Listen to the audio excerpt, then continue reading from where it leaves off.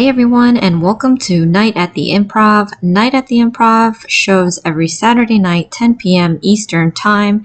It's the show where you direct my design, and after spinning, our word for tonight is murder mystery, given to us by Conjure Up Nails. Thank you so much, Conjure Up Nails, for our word for tonight, murder mystery. If you would like to direct me to do a design, leave a comment below your word, and I'll add it to the spinner. And who knows, maybe next episode, your word will be chosen. For my returning subscribers, thank you so much for tuning in. And for my new viewers, please consider subscribing, share, hit that like button, leave a comment below, and click on that notification bell for future videos. Now, this is a series first where the word for tonight was provided by the same person in 2 consecutive weeks in a row. So it's funny because I think it took a bit for Conjure Up Nails' words to come up, and it came up last week and this week. So for this week's episode, my thing was to do my top 3 murder mystery stories. I mean, she gave me a word, let me tell you, because I had to research this, and it was very hard to pick because I love my murder mysteries.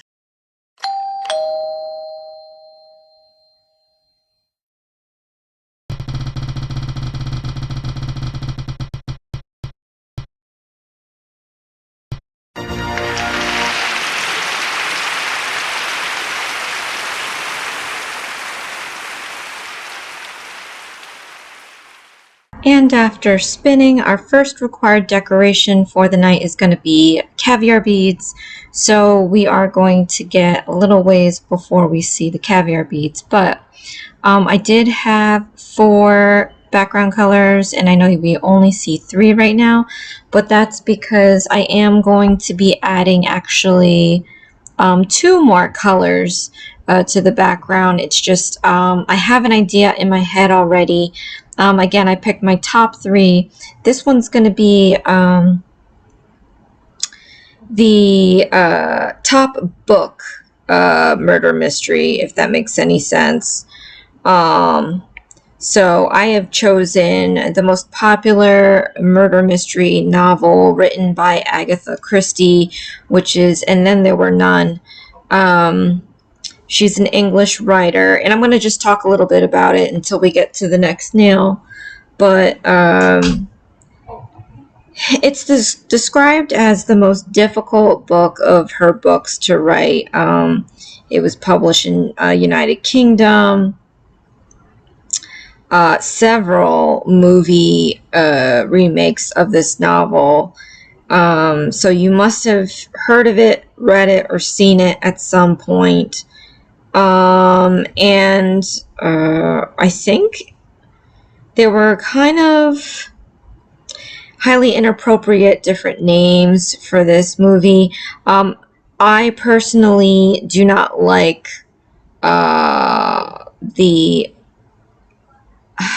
I don't know how to explain it without even mentioning it. So there's like 10 characters is what I'm saying. So I'm PCing this because that's just me. But 10 characters, and it's a murder mystery to obviously find out who done it. So I love those things. There's actually books. I forget the name of the series, and you can buy them on like, oh, what is that, like newspaper thing? It's like, oh man, I wish I remember the name. And I used to order them. And you would have to, it was like a short story. You'd have to read it and find out who did it. So if you have not read this book yet, check it out. But spoiler alert. So you might want to mute all this. But anyway, so basically the plot of this movie is 8 people arrive on a small, isolated island off the Devon coast, each having received an unexpected invitation. They are met by the butler and the cook/housekeeper, who explain to their hosts that they have not arrived yet. Okay, so one of the things that is featured in this novel is this old rhyme that keeps getting repeated and signified in the story, and it kind of foretells what's going to happen to each person. And then also there's this phonograph record that is played that pretty much has everybody by name and what they did in terms of committing a murder. So each person doesn't really know each other, and but they're brought on this island for some reason or other, and the secret stories that lie behind each one is that they had committed a murder at one point or another. So once these stories of each person are revealed, they're kind of left to pretty much own up to it, or you know, they end up not. So right after that, a person dies. So that kind of sets the tone of, uh-oh, like, was that a mistake, or what happens? Does this have to do with anything? Okay, so the next morning, another person is found dead in bed, suspecting that there might be some ties between the two deaths. Was it a coincidence or anything? So they're all like searching about, trying to figure out, like, you know, what's going on, because the owners are still nowhere to be seen. And then another person ends up dying from a blow to the head. And so at this point, they're like, you know, one of us has to be one of the killers. So if you can imagine what that's turning out to be right now. And then the next day, another person is found dead on a woodpile. And another person is found dead in a drawing room, again with poisoning. And then the guests realize that the figurines, these characters that I mentioned in the beginning, are disappearing one by one. So there were 10 altogether, and they just keep disappearing after each person has passed. They're also realizing that the manner of death they end up dying in kind of coincides with the rhyme somehow. So they search the house, and then they end up finding another person dead from a gunshot wound. The next morning, they find somebody killed by a clock. And then they find another body washed up on the beach. So finally, I guess they think that one of the other, there's two left, so they think one of the other had to have done all these killings. So one of them grabs their gun and shoots them. So I'm going to take a break from this plot telling right now, because I want to show you, coming up is where I realized that I forgot a word which messed up everything.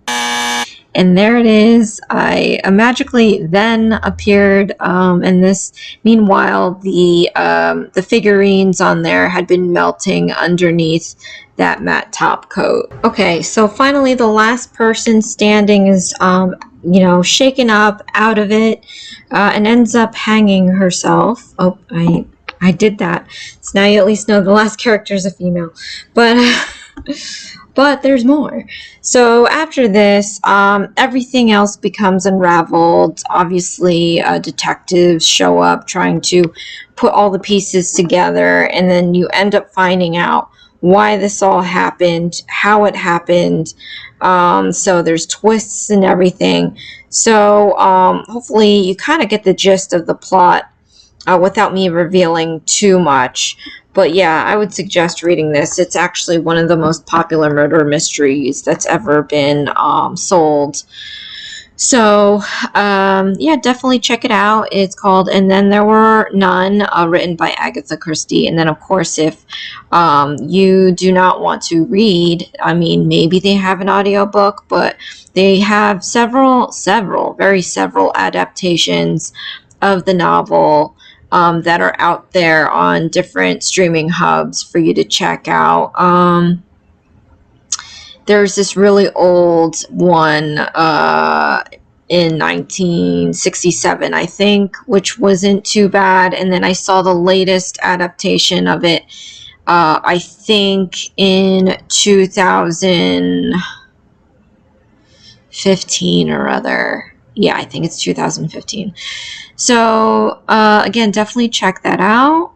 And sorry that this, I'll just throw this in there, that this video drop is late because I don't know, man. It's just I can't get my stuff together after last weekend. But I definitely spent extra time on this, as you can see. All the layering of the stamping, my first time trying the stamping plate, and it came out really cool. And then, of course, the lettering that I hardly use because I do the lettering myself. I definitely exploited in this video today, and I'm really happy I did that because it did save me time from all the artwork that I was doing. And then, of course, caviar beads, our first decoration for tonight. I didn't know, I just stuck it all around as a frame. I should mention that aside from the lettering and the attempted figurines on here, my characters, you know, they're in this island and the mansion on there, so I kind of depicted marble as being a bougie material you would find in a house.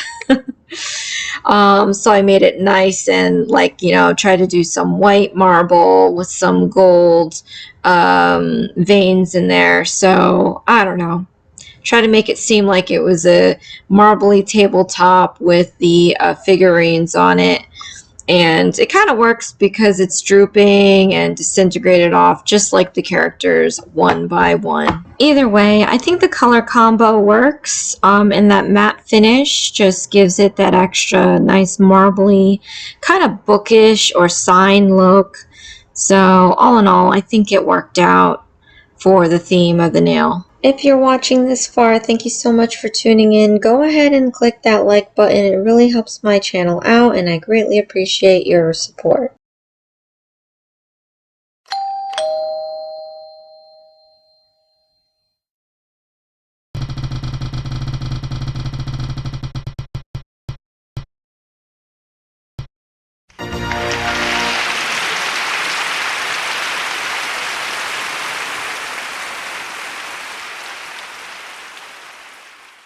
And after our next spin, our second required decoration for the night is going to be cat's eye gel.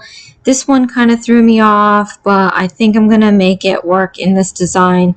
So my second nail that I'm doing is a top movie, or at least one of my top movie murder mysteries. So that would definitely be Secret Window. And the lead actor in this is Johnny Depp, and so of course you can't not like a movie that has him in it. So anyway, Secret Window is a 2004 American psychological horror thriller film, again with Johnny Depp. And it was written and directed by David Cobb. Again, spoiler alert if you have not seen this movie yet, but I highly recommend. The plot twist was pretty insane. So I'm going to let this stuff play here. Straight away, I am showing off the cat's eye gel, so you know it's there. But I love that one specifically because it has that night sky look. So it worked well with my window that I'm putting here. But anyway, so this is definitely, there's no hiding it. I mean, I guess I could tell you vaguely. It's not going to happen. Spoiler alert, just lower the volume. So this guy who is a writer catches his wife having an affair with their mutual friend. And so he ends up going to his cabin to kind of take a sabbatical and I guess just write and write and write and write. And, you know, his soon-to-be ex-wife or ex-wife ends up like just having her own thing with their friend, whatever. Okay, so months have passed by and, you know, he's just coping in his way, and it seems to be like kind of normal and all right. You know, no one's really happy about that stuff. But then one day a man shows up at his doorstep accusing him of plagiarizing one of his novels, and expects him to kind of, I guess, rewrite the ending and credit him in that story. So they have an argument. There's disagreements. He swears that he published that book way before this man that showed up wrote it. So, he leaves, and that's that. But that night, the writer's dog, he ends up finding him dead outside. So if anybody likes those kind of movies or doesn't like that kind of thing, I mean, I don't remember if they showed it, because I usually just not look and pay attention when something happens like that. But yeah, I don't think they showed it. I think they just mentioned it. So I don't think it's that bad. But anyway, and then there's also a note with the dog saying that he will have like 3 days to show proof that he wrote the novel before that the accuser did. Okay, so of course now he is thinking this is serious. He's going to back to his house where his ex-wife is, and he's looking for the proof, but he has to stop. He can't do it because obviously the wife is there with the new beau. So he hires a private investigator to seek out this guy that's kind of accusing him. And then he also, of course, reports what happened to his dog to the sheriff. All these things that are happening because this guy is accusing him of things and doing bad things to, obviously, his dog. This accuser shows up on and off, and things are just escalating. He, was talking, obviously, to the private investigator as well as the sheriff, and, he says that there's a witness who, is, he actually did witness or see the writer talking to somebody. But all of a sudden, he's recanting his story because, maybe someone had threatened him. So as the movie progresses, obviously, because this is a thriller and it's there's always that plot twist, things are now turning around to the writer, Johnny Depp, and it's making it seem like, maybe it's him, but he's spending his time trying to prove that, this guy really is there and he has to get the proof. He does find his magazine where the story was published, obviously dated, but pages end up being missing from it, so you can't see his story in there.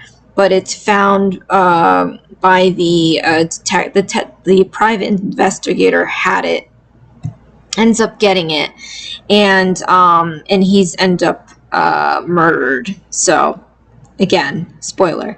So it makes you wonder that he keeps doing these things to prove himself, but this accuser is going really out of his way to kind of mind screw him and make it seem like, it never existed and all this and that. So towards the end of the movie, of course, the plot twist is that in the months of him coping with, catching his wife having an affair, that of course, everything that has happened, every person that has died, he ended up killing he ended up threatening the witness. I can't remember if he killed him, but he ends up killing the investigator. He ends up killing the wife. He ends up killing the boyfriend. And you see this unraveling, but he feels like this isn't so. It feels like he's two split people, and the nicer one just disappears and the other one's just there, and you're seeing all these flashbacks. And then turns out, he takes these bodies and he buries them in the backyard and he grows corn. So this is, as the design is being revealed onto this nail. So everything that he has done, he has hidden it in the ground, planted his corn, and it just seems like the small town where the cabin is has slowly, they kind of put the pieces together and realized that this guy had to have been the one killing these people off, including the dog as well, by the way, which is kind of sad. But they just can't prove it because they can't, find the evidence. He cleaned everything up.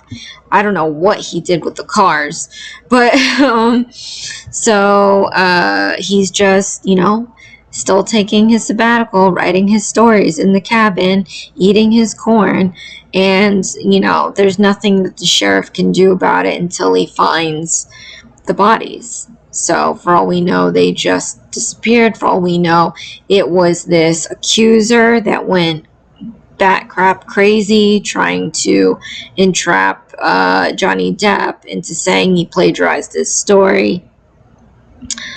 But anyway, so yeah, I like those kind of movies where you kind of get the whole scene played out for the majority of the film, and then the last, 15 minutes, you see the whole, kit and caboodle come to light, and it's not what you were expecting. So, I know that I did a piss poor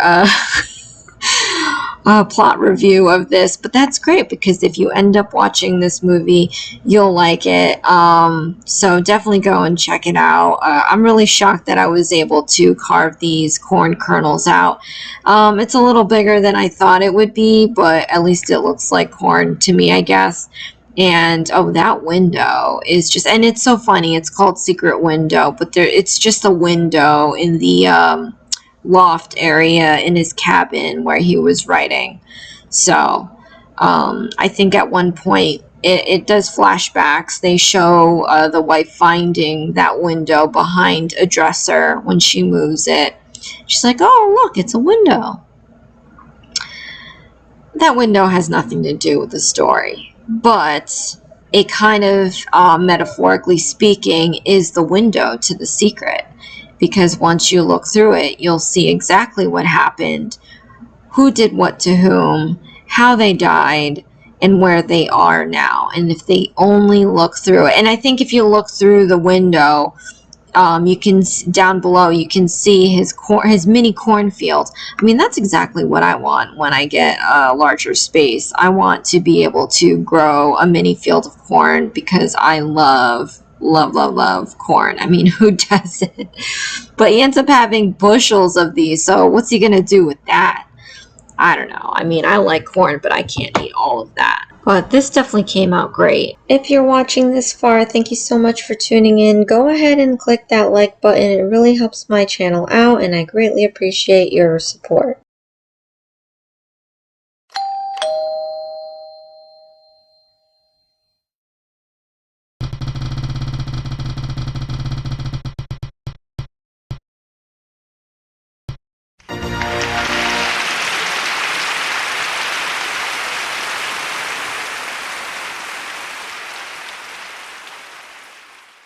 And after our final spin, our last decoration for the night is going to be carving gel. So the last nail that I'm doing here is Jack the Ripper. This one is actually close to another serial killer that I thought was very creepy, the Black Dahlia. Jack the Ripper is known to be in the UK, and the Black Dahlia is known to be in the US. So, but this one has a string of murders that are not solved. Like the Black Dahlia, it's just, I think there's a lot more murders with that. But anyway, so let's get into his story. Jack the Ripper was an unidentified serial killer active in and around the impoverished Whitechapel district of London, England in 1888. Attacks ascribed to Jack the Ripper typically involved women working as prostitutes who lived and worked in the slums of East End of London. Their throats were cut prior to abdominal mutilations. The removal of internal organs from the least 3 of the victims led to speculation that their killer had some anatomical or surgical knowledge, so that's even creepier. Rumors that the murders were connected intensified in September and October of 1888. The numerous letters were received by media outlets in Scotland Yard from individuals purporting to be the murderer. The name Jack the Ripper originated in the Dear Boss letter written by individual claiming to be the murderer, which was disseminated in the press, which is insane because it's the same as the Black Dahlia. Someone actually was calling themselves to be one. And that's like several serial killers. I think they also... I don't know if Jeffrey Dahmer was one of them too, if it was him. I remember somebody else. They always like try to say, I'm the killer. Why would you do that one? But then, like, you know, that only makes the actual serial killer go out and do it again to prove you wrong. And then every movie and TV show do the same thing. So it's like, okay, come on now. But anyway, the letter is widely believed to have been a hoax and may have been written by journalists to heighten interest in the story and increase their newspapers. Okay, so that makes sense. The From Hell letter received by George Lusk of the Whitechapel Vigilance Committee came with half of a preserved human kidney, purportedly taken from one of the victims. The public came increasingly to believe that the existence of a single serial killer known as the Jack Ripper, mainly because of both the extraordinary brutal nature of the murders and media coverage of the crimes. Extensive newspaper coverage bestowed widespread and enduring international notoriety on the Ripper, and the legend solidified. Police investigations into a series of 11 brutal murders committed in Whitechapel and Spitfield between 1888 and 1891 was unable to connect all the killings conclusively to the murders of 1888. 5 victims, Marianne Nichols, Ann Chapman, Elizabeth Stride, Catherine Indows, and Mary Jane Kelly, are known as the Canonical 5, and their murders between 31 of August and 9th of November are often considered the most likely to be linked. The murders were never solved, and legends surrounding these crimes became a combination of historical research, folklore, pseudo-history, capturing public imagination to the present day. Dun dun dun. Okay, so I was actually going to get into reading what happened to each of the victims, especially the Canonical 5 that are confidently linked to Jack the Ripper.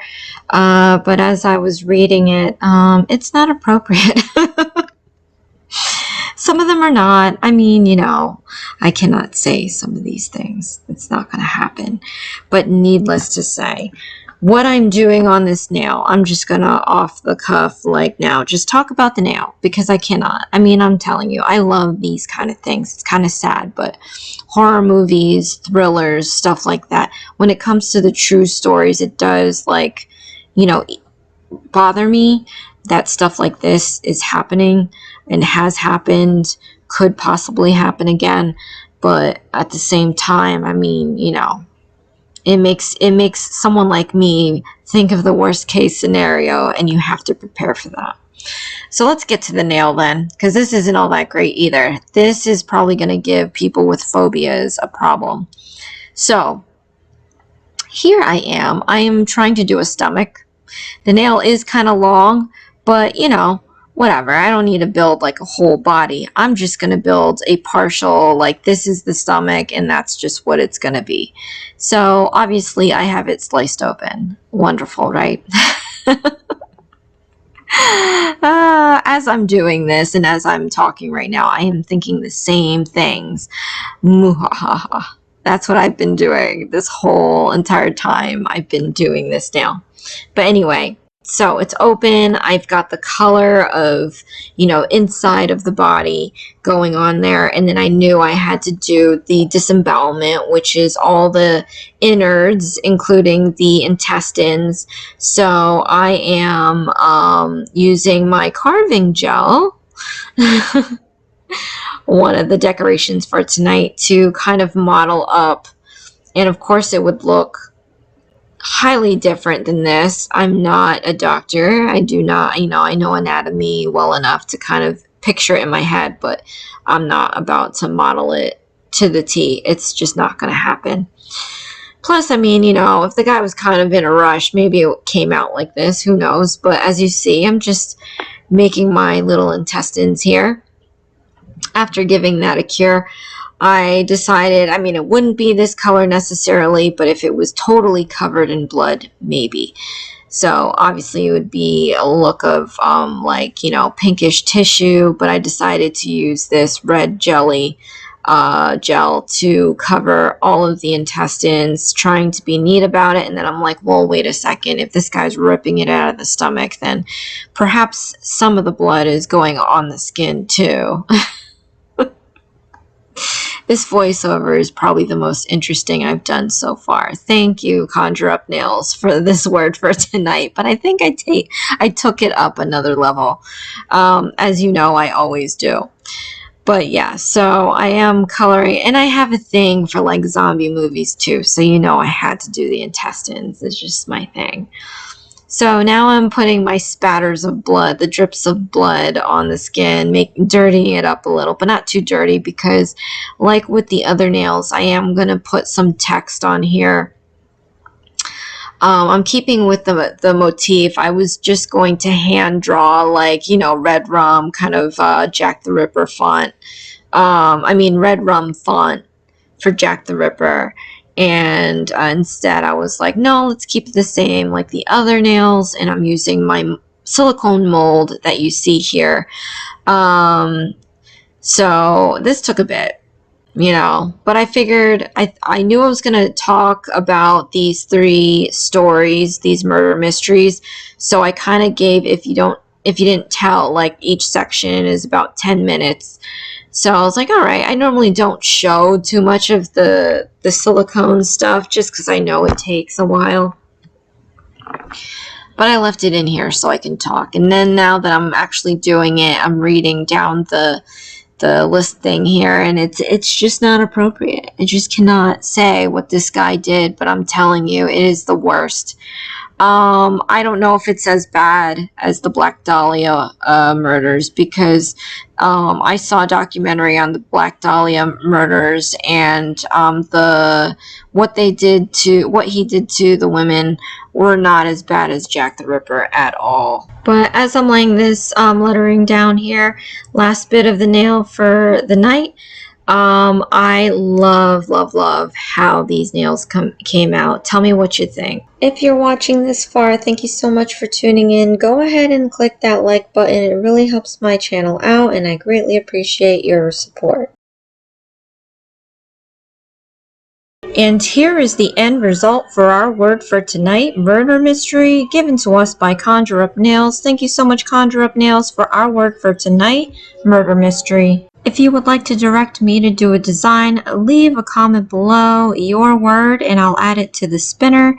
And who knows, maybe next episode, your word will be chosen. And here is my Jack the Ripper nail.